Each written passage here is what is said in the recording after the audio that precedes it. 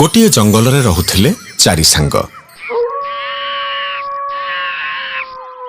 गोटे ठेकुआ, गोटे बिलुआ, गोटे गोधी आ गोटे मांकड़। सेमाने पशु हेले भी बड़ धार्मिक थिले। प्रति मासरे गोटे दिन सेमाने उपवास करुथिले एवं सेमानकर गोटे दिनर आहार को जने केही भिकारी को दान कर दउथिले।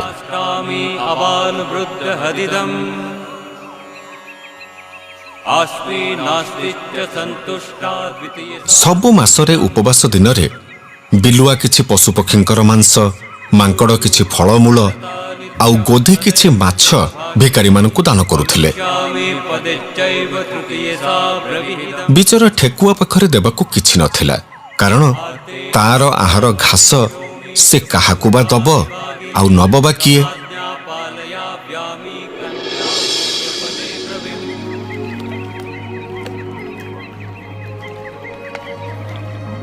थरे उपवासर पूर्व दिन चारि सांग बसी कथा होथिले।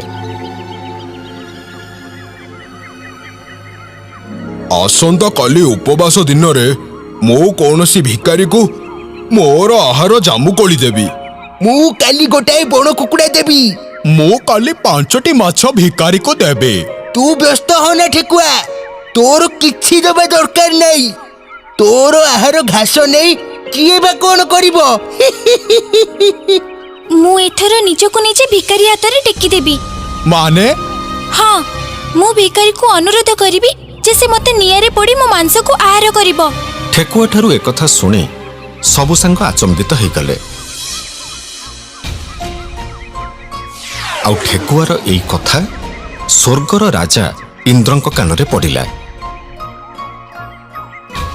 से भी ठेकुआर ए कथा सुनी बड़ आश्चर्य हेले। सामान्य प्राणीर एते बड़ बलिदान। राति पाहि सकाळ हेला। ता पर दिन उपवासर दिन। निज निजर कथा अनुसारे मांकड़, बिलुआ आउ गोधी सेमानंक आहार सजाड़ी रखि थांती। एतिके बेले देखागला जे जने दरिद्र ब्राह्मण जंगल रास्ता दे आसुछंती। एई दरिद्र भिकारी जनक आउ केही नथिले, से थिले स्वर्गर राजा इंद्र। प्रथमे से आसी अटकी गले ठेकुआ पाखरे। हे ब्राह्मण देव, आपण काठ जळै नियार व्यवस्था करंतु। काठ निया ए सब कोन हबो? मो पाखरे मो निज छडा आपणको दबाको किछि नाही। मु चाहे आपण नियार व्यवस्था करी सेथिरे मते पोडी मो मांस खाइले एहा मो पई बड़ पुण्यर कथा हेबो। दूररु थाई एसबु घटना देखुथांती मांकड़, बिलुआ आउ गोथी। अरे यार कोन जीवन प्रति टिके भी लोभ नहीं। काहे की सुनुचु? ब्राह्मण काठ आनिबा को गले से चुप किना बुटा भीतर को चली जीवो। हाँ म बेसे धार्मिक देखे आउची। सतकु सत ब्राह्मण जनक काठ आनी निया लगेले। ठेकुआ सेमति स्थिर ही बसी रही थाए। एथर ब्राह्मण कहिले, आउ डेरी काई ठेकुआ, एबे तो कथा रख।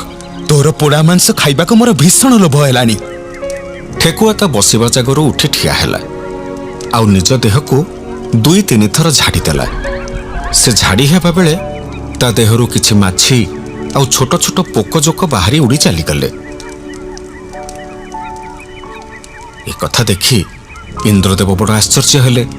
से ठेकुआ को पचारिले, अरे तू तो निया भीतर को डेइबा कथा, एमिति झाड़ी झुड़ी हबार कारण?